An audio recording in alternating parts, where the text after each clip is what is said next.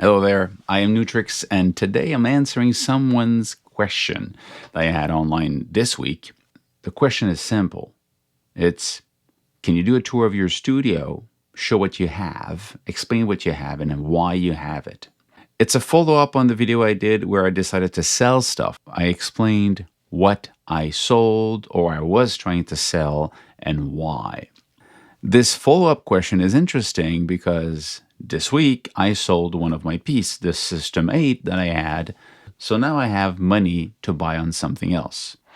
Now, like I said in other videos, I'm not interested in collecting synthesizers. Of course, having an old one is fun. I had so many different older synthesizers and over the years. I had a Prophet 5, I had a Micro Moog, I had an Oberheim Matrix 6, I had different synthesizers over the years.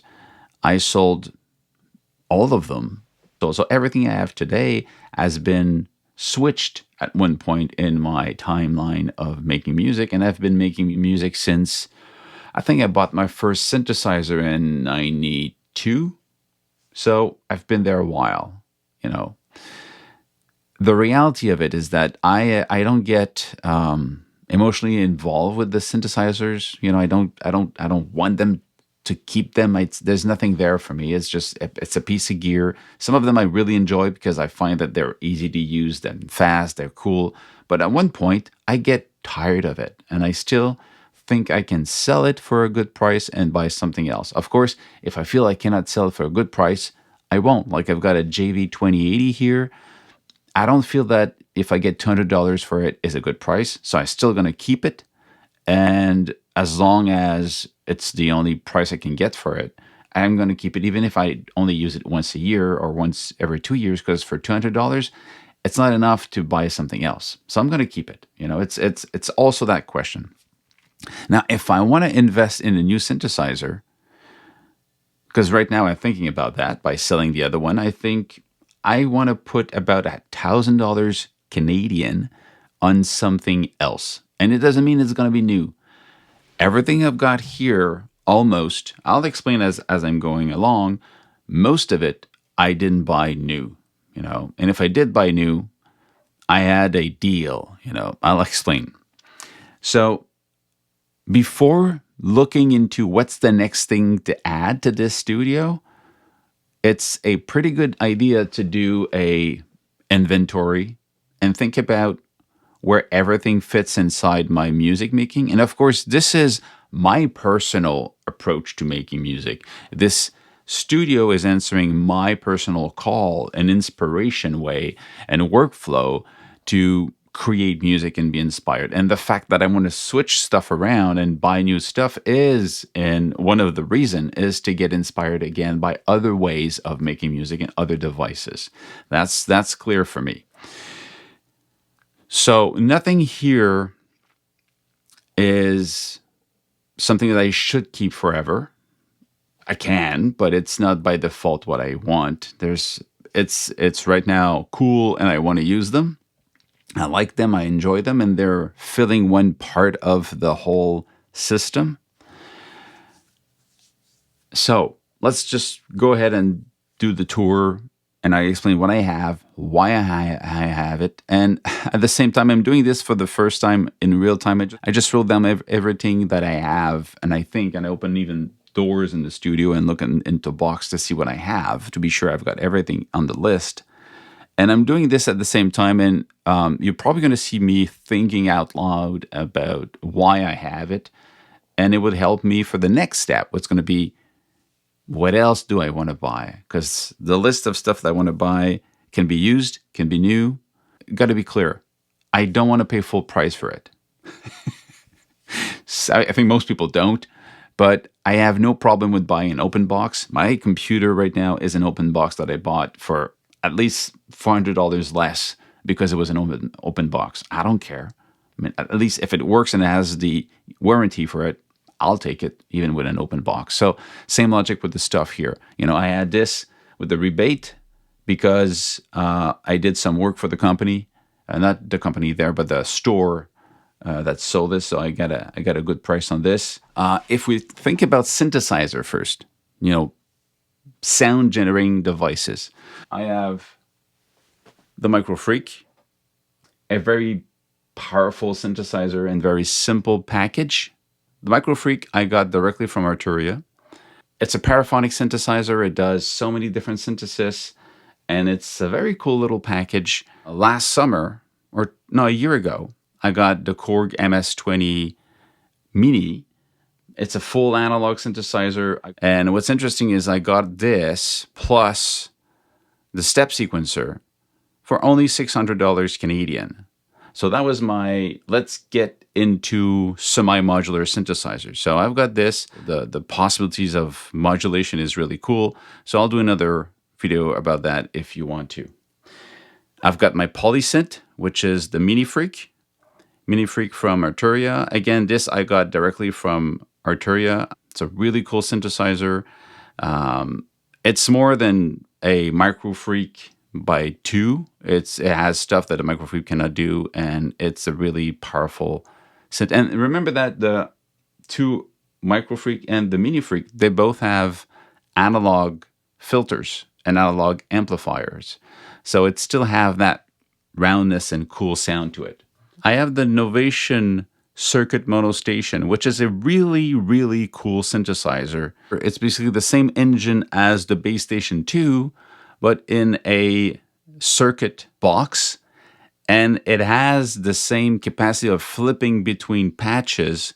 So this can become a very cool analog drum. It's a synth, but it's a drum machine in my book. So I'll do a video about the drum machine part of this thing. It's really, really fun. And it's a really cool sounding analog synth. Ike Multimedia Synth Pro, full analog, paraphonic synthesizer with 3 oscillators and internal effects, stereo effects. So really, really powerful, really cool.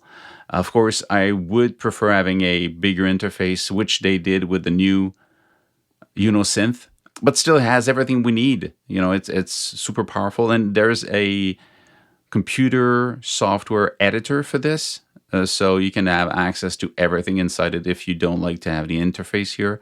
If you hook it up to the computer, you've got the whole synthesis engine in front of you. I have a VP9000. It's that's an old one. It's not a sampler. It does sample. It does modify in real time a lot of stuff. It's the first generation of what they call variphrase, but I would call it elastic audio. It's I did a video about it. I can do another one. It's a cool device, but I don't use that much. So my question now is for today is, should I keep it or should I try to sell it? So I'm probably going to do another video about it just to explain how it works. And if I get the itch of keeping it, I will. And if in the other way I find that I can do what it does different way, I might try to sell it. I also have this MIDI patch bay, an old, it's simple 8 in, 8 out, so just a MIDI patch bay, that's what it is. It's cool for keeping everything when you do DAW-less stuff. TR8S, master drum machine. It does playback of samples, it does FM drum machine, it does virtual recreation of, classic Roland stuff. It has trigger outs. All of these I got used when the school where I worked, they got rid of them. So I've got a JV2080, a TX81Z, a PV, DPM, and 2 MIDI timepiece. Right now, none of them are connected. They're just not active, but it's part of the deal of what I have. I also have the MIDI Cake ARP, which is a weird, fun, very powerful arpeggiator that we should look at more as being a step sequencer or a real-time note generator compared to what you're playing. So it's really interesting. I'll do more about this. I've got a Rubix 202 sound card, Keystep 37, Microlab.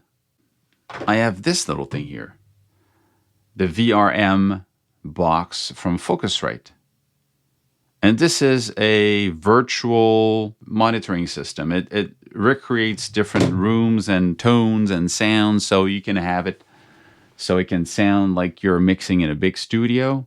It's an old technology, and the problem I have with it right now is that it doesn't work with the new OSs that I have. But I like this concept, and that's why we're going to talk about something I'm still looking to get. I've got the sub pack here, which makes me feel the bass, because I don't have a sub. I've got a small studio that is a cube. I've got the sub pack in my back. I've got my small speakers that I mix with that, and headphones sometimes. I would like to have a better sound in the studio. I did build studio in the past, but it's always the same logic. You don't do it for you. You do it for other people. But I'm curious about the Ike Multimedia Studio, the Arc Studio, which is a box that does repairs, if you want, or editing of the sound that comes out of your mix in your room, so it fits with the interaction with the room, so it sounds good at your listening point. So I'm trying to get a hand at least on a demo, so I could actually see how good it is and do a demo for you guys. And if I can, and it fits the bill, I might buy it to fix the mixing environment. What else do I have? I also have Liquid Drone, the red and the original. Weird oscillator drone generator, and there's a little bit different. The second one has, the red one has input. The other one is only an output, and all the little dots you see on it are basically light sensitive.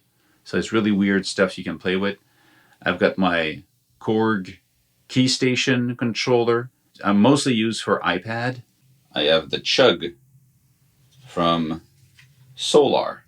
Actually, it's my son's pedal, but he doesn't use it too much anymore because he finds that the knobs are not working the way he wants. So I have it. I have the Flip Out Fuzz from Screwed Circuit. That's the old version.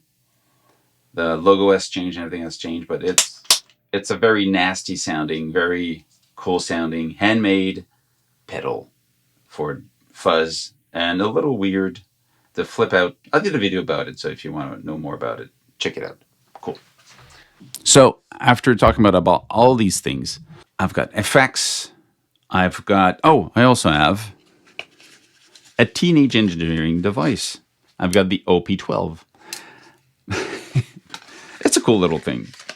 So I've got all these different devices I make music with.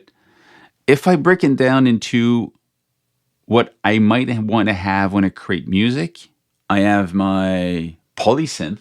I've got real analog, semi-modular analog synth. I've got this weird little keyboard that can do many different synthesis. So virtual analog, wavetable, FM, all these things into this one. I've got this real analog synth here. I've got the other real analog. So I already have 3 analog devices, real analog. I've got these 2 virtual complex synthesis with analog filter. So just by this, I already have enough to make a lot of music. So if I buy something else, what would it be? I only have this to help me with the music, the sequencing part. And I've got my drum machine that I can double with this drum for analog sounding with real analog with virtual and sampling.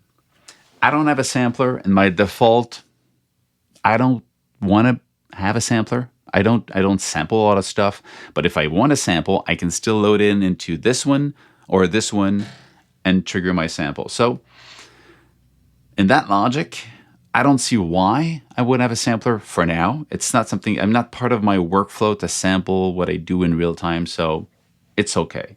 And sequencing wise, I had an MC707 that I sold because finally I found that I already have my iPad M1 Pro and I have my Mac to do a lot of the DAW stuff. So why would I have an MC or another sequencing? So my question is, where should I go now? What should I buy?